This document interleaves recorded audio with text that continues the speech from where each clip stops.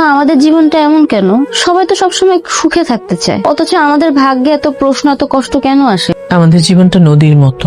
সব নদী তো আর শান্তভাবে বয়ে চলে না। কিছু কিছু নদী আছে পাথরে বাড়ি খেয়ে খেয়ে পথ চিনে নেয়।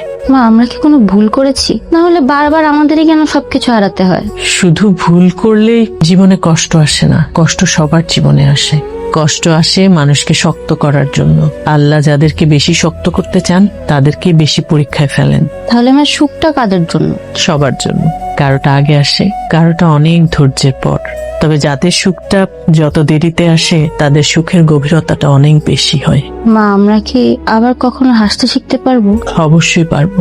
যে চোখ কাঁদতে জানে সে চোখ সুন্দর করে হাসতেও পারে। আমাদের জীবনটা অনেক কঠিন মা, কিন্তু একদমই অর্থহীন না। তাহলে আমরা কখনো হাল ছাড়বো না, তাই তো? একদম না। কারণ যারা হাল ছাড়ে না, কঠিন সময়গুলো তাদের কাছে মাথা নত করে।